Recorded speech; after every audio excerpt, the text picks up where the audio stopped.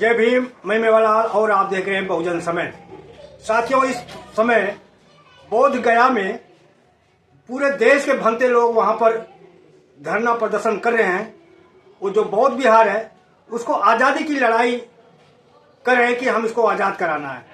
वो आज़ादी किससे लड़ रहे हैं उसके बारे में चर्चा करने के लिए हमारे साथ सामाजिक ज्ञाता, जानकार, समाज को कैडर देने वाले शिक्षित एडवोकेट सुरेश चंद्रा सर है। उनसे समझूंगा कि आखिर जो वहाँ पर भंते लोग जो आंदोलन कर रहे हैं किसके लिए आंदोलन कर रहे हैं, ये धरना प्रदर्शन किसके लिए कर रहे हैं कि जैसे पूरे देश में सभी धर्म के लोग रहते हैं, उनका धर्म जो है उनके अनुसार उनका पूजा पाठ जो भी है कार्यक्रम करते हैं। आखिर वहाँ पर भंते लोग क्यों, जो पंडे लोग वहाँ हिंदू के पुजारी वहाँ बैठे, आखिर विरोध क्या है?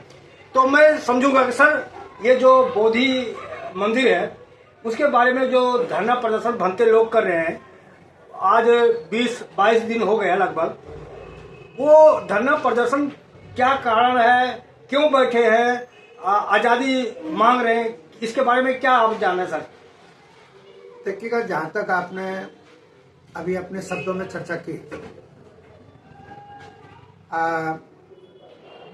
जो तथाकथित हिंदू धर्म है उसके वहाँ पर जो समर्थक हैं वे लोग, जो गया बौद्ध मंदिर है और उसकी जो संचालन समिति है उसमें वो लोग हैं,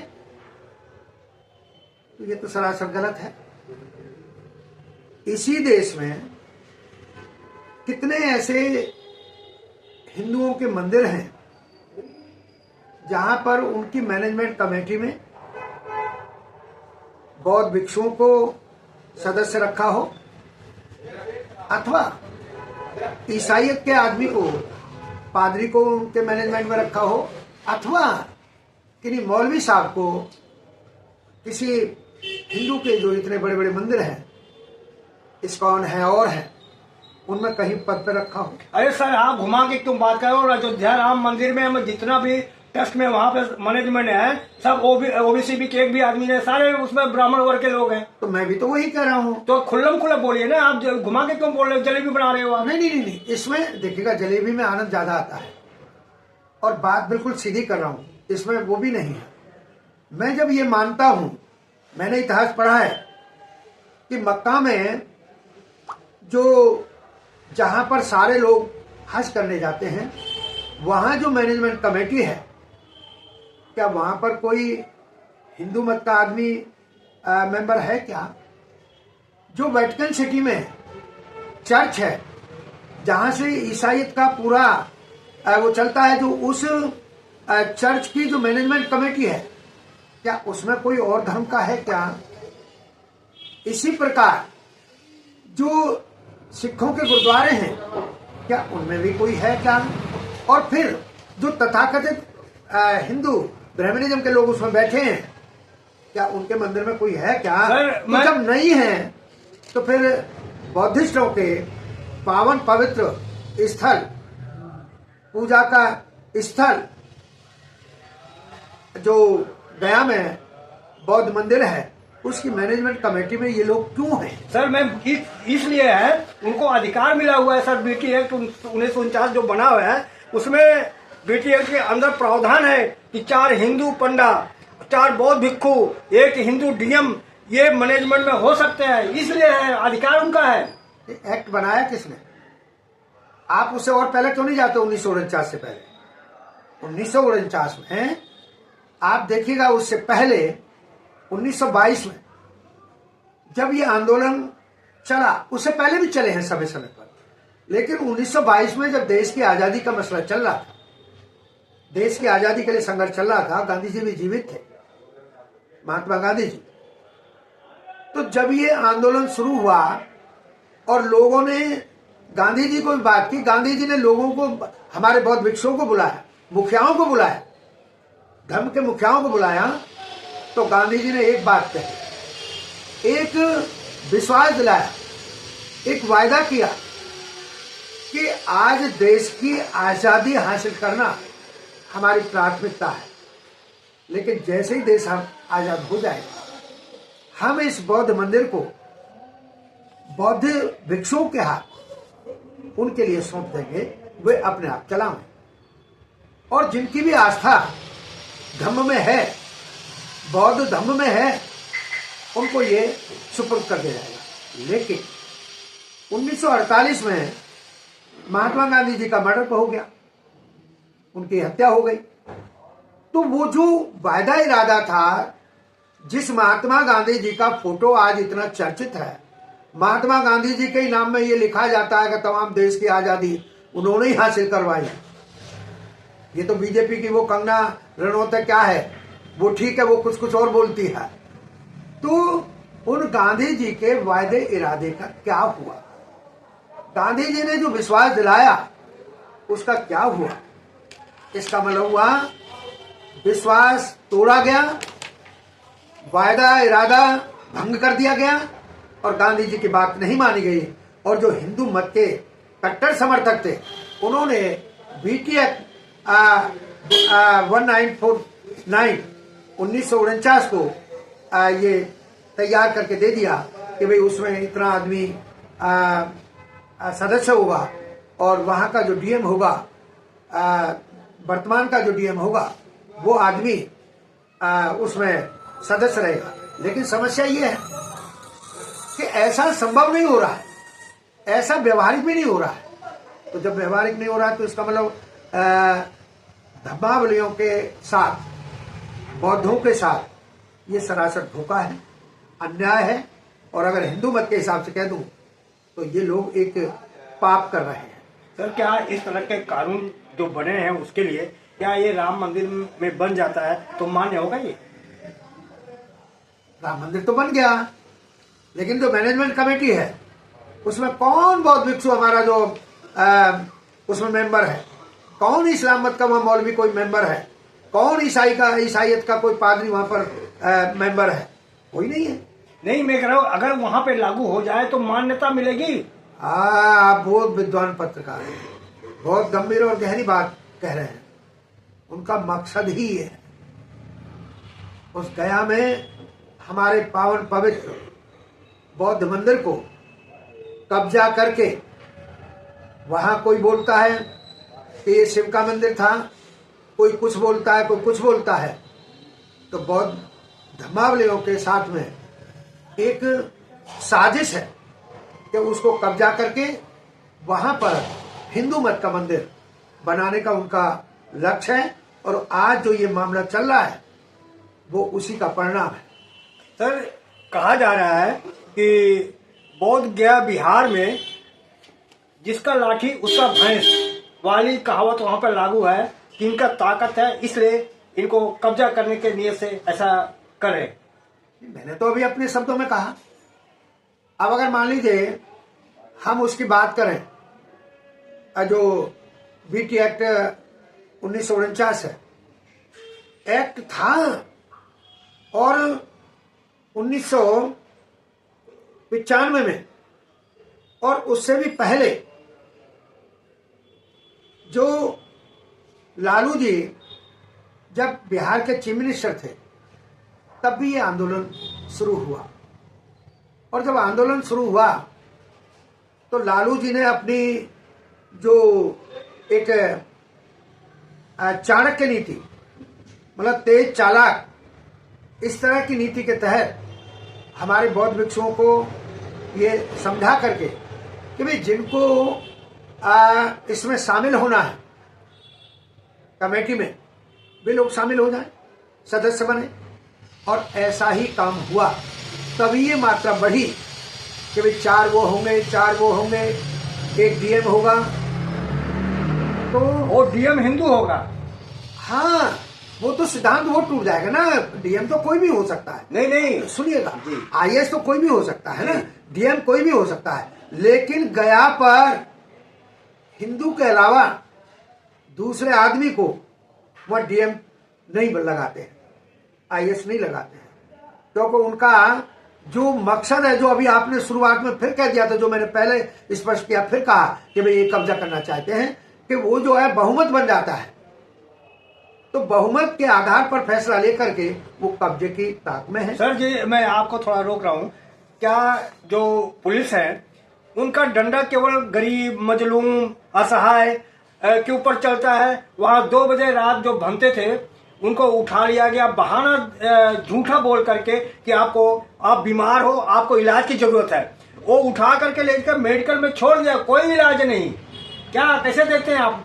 उनमें से एक भी बौद्ध भिक्षु और आंदोलनकारी, अनशनकारी कोई बीमार नहीं था। लेकिन इस देश में राजनीति के बगैर पत्ता भी नहीं हिलता है, और यहाँ पर स्टेट गवर्नमेंट ही नहीं है शामिल, इसमें केंद्र सरकार शामिल है। क्योंकि आज जो देश में केंद्र सरकार चल रही है, बगैर जो हमारे गृह मंत्री हैं उनके बगैर इशारे के उन बौद्ध भिक्षुओं को कोई वहां से उठाने वाला नहीं था। तो चूंकि मनवादियों की सरकार चल रही है, मनवादी बहुजनों की सरकार है, मनवादी बात मनवादी करे, बहुजनों की सरकार है। ना ना ना ना ना, आप ठीक नहीं कह रहे। नीतीश कुमार तो बहुजन है। ना ना ना, ठीक नहीं कह रहे। नीतीश मानते कहाँ है? नीतीश सवर्ण है, कुर्मी है। कुर्मी अपने को कहाँ ओबीसी में आते हैं? ओबीसी में तो संविधान के मुताबिक आते हैं, नहीं तो वो तो पूरे सरदार पटेल के खानदानी बनते हैं, जिन्होंने बाबा साहेब को कह दिया था कि भाई अम्बेडकर, मैंने तेरे लिए संसद के दरवाजे और खिड़कियां सब बंद कर दिए। वही तो नीतीश है। और उनसे पहले तो भाई नीतीश जी से ज्यादा पॉलिटिकल फील्ड के आदमी लालू रहे हैं, और लालू जी में बहुजन समाज की, बहुजन की थिंकिंग, बाबा साहेब की थिंकिंग ज्यादा है। लेकिन उन्होंने भी ऐसा नहीं किया। आप एक एडवोकेट हैं, तो उस हैसियत से मैं आपको जानकारी लेना चाह रहा हूँ आपसे, क्या पुलिस पर एफआईआर दर्ज नहीं हो सकती? क्योंकि वो जो पुलिस वाला था, लेडीज पुलिस नहीं था, एक पुरुष पुलिस जो भिखुड़ी थी, उसके कमर में हाथ लगा करके जबरदस्ती बैठाता है। तो आपको क्या लगता है? देखिएगा, तत्कालीन जो अभी 2 बजे रात, तत्कालीन अगर वहां की कोई वीडियो है और उसमें ये स्पष्ट होता है कि हमारी जो बौद्ध भिक्षुणी है, जो अपने आप में प्राकृतिक व्यवस्था के अनुसार एक महिला है, नारी है, और हमारे बौद्ध भिक्षु हैं, अगर बौद्ध भिक्षुणियों को जो मेल पुलिस वाले हैं, चाहे वो कांस्टेबल किसी भी स्तर का क्यों न हो, अगर उसने ये काम किया है, अगर टच भी किया है, तो वहां पर अनुशासन, प्रशासन फेल है। और ऐसे जितने भी पुलिसकर्मी हैं उनके खिलाफ शिकायत की जा सकती है, मुकदमा चलाया जा सकता है। और चूंकि आज माननीय कोर्ट वीडियो को भी, फोटोग्राफी को भी एविडेंस एक्ट में शामिल करके उस पर विश्वास करती है, तो ऐसी वीडियो अगर कोर्ट में पेश की जाती है तो सजा के वो लोग पात्र हैं, उनको सजा होगी, मुकदमा उनके खिलाफ चलाया जा सकता है। सर, बिहार में तो कहा जा रहा है कि बहुजनों की सरकार है, लेकिन बहुजन के सरकार में भी भंते को वहां पर प्रदर्शन करने का अधिकार नहीं मिला। 2 किलोमीटर दूर उनको जगह दी गई है। आखिर क्या चाहती है सरकार? मेरी एक बात समझ में नहीं आ रही, आप बहुजन का अर्थ जानते हैं क्या? कि बहुजन है क्या? अरे भाई, बहुजन की जो एक कंसेप्ट है, एक थ्योरी है, एक परिभाषा है, जब उसमें कोई आदमी अपने को मानता नहीं है, नीतीश जी अपने को उसमें मानते नहीं है, तो हम कैसे कह देंगे कि वहां पर बहुजन की सरकार है? और वो लोग अगर 1% आपकी वो जो डेफिनेशन आपने दी कि वो ओबीसी के लोग हैं, पिछड़े वर्ग के लोग हैं, अगर 1% वो उसमें अपने को मान भी लेते हो, तो उनकी क्या औकात मुख्यमंत्री महोदय की? चलती तो केंद्रीय गृह मंत्री की है ना जी। केंद्रीय गृह मंत्री पूरे मनवादी हैं। उन्होंने तो अनेकों बार इस बात को कह दिया है। उन्होंने लोकसभा में नहीं बोल, उसमें संसद में नहीं बोल दिया। भाई, अगर बाबा साहेब बौद्ध धर्म अख्तियार न करते तो संभव है हम भी नहीं जान पाते। बाबा साहेब ने पहले अध्ययन किया, लेकिन वहां की मैनेजमेंट कमेटी में अगर बौद्ध भिक्षुओं को रखेंगे अच्छी सोच वाले, उसके लिए अगर कोई मानक है तो, और दूसरे लोगों के लिए भी वो मानक होना चाहिए, एक के लिए नहीं, तब तो कहीं ठीक है। नहीं तो बहुजन की सरकार, अल्पसंख्यक की सरकार, ये शब्द वहां उचित नहीं है। सर जी, मैं आपसे जानना चाह रहा हूँ कि आखिर वहाँ भंते को भी तो अधिकार है, क्यों विरोध कर रहे हैं? ब्राह्मण अगर वहाँ पंडे वहाँ जा रहे हैं तो दिक्कत क्या है? दिक्कत क्यों नहीं है? अरे भाई, वो अपने अपने मंदिर में क्यों नहीं आने देते? ये तो अभी चूंकि संवैधानिक प्रक्रिया को चाहे 1% मानते हो, चाहे 2% मानते हो, और ज्यादा परसेंटेज में मानते हो, तब भले, या जिसके चेहरे से ये न पता चल रहा हो कि ये जो है कहीं शेड्यूल कास्ट का या शेड्यूल ट्राइब का आदमी है, वो भले मंदिर में चला जाए, केवल मात्र प्रवेश। नहीं तो इस देश में तो प्रवेश वर्जित है। तो फिर वो तो धार्मिक एक पहचान है वो हमारा बौद्ध भिक्षु, बौद्धिस्ट जो है। और मैं ये भी स्पष्ट कर देना चाहता हूं, एक बौद्ध भिक्षु शीलवान होता है।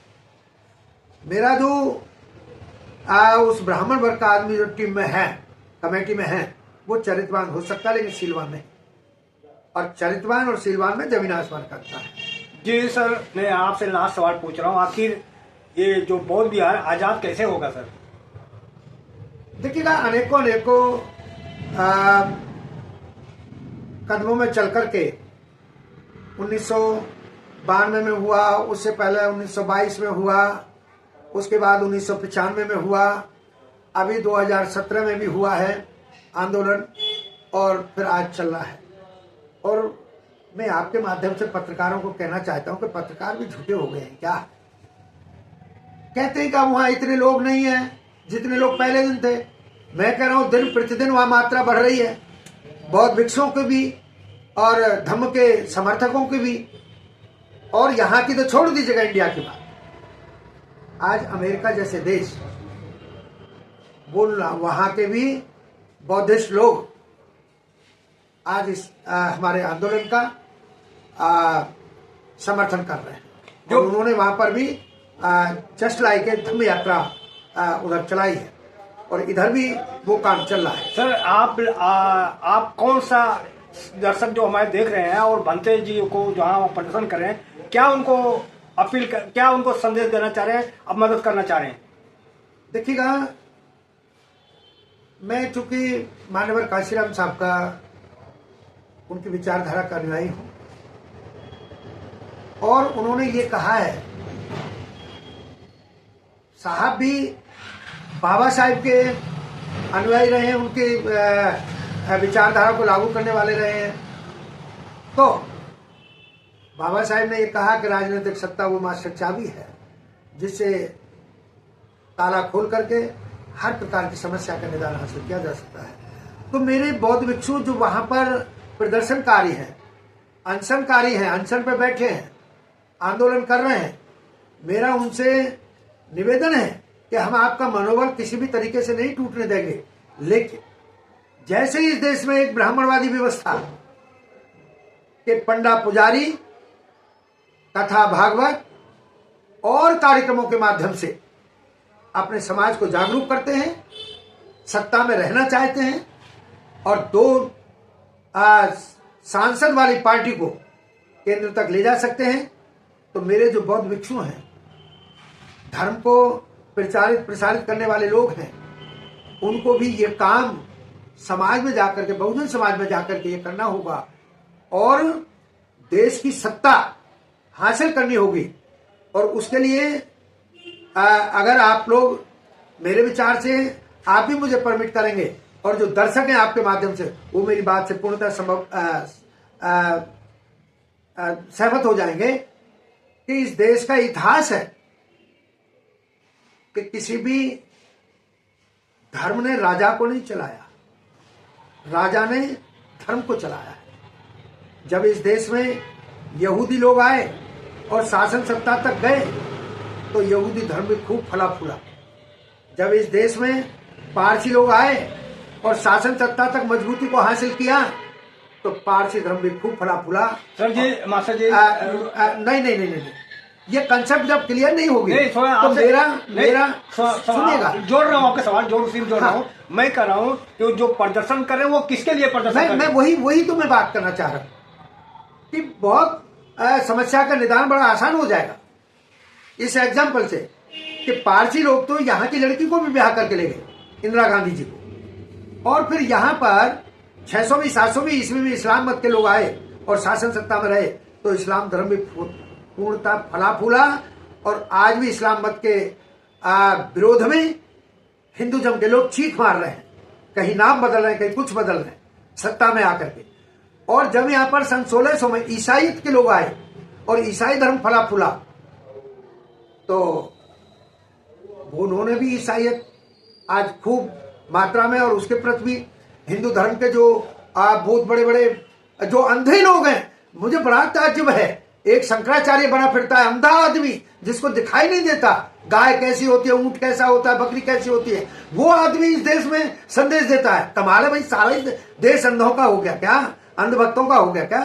तो यहां से जो मैंने अभी बात कही कि जब पारसी लोग आए, तो यहूदी लोग आए, तो ईसाईयत आई, तो इस्लामिक लोग आए, तो और 1996-98 से हिंदू मत के लोग सत्ता में आए हैं, तो उनका हिंदू धर्म अब पूरा अंधविश्वास और पाखंड चरम सीमा पर और सिर पर चढ़ करके बोल रहा है।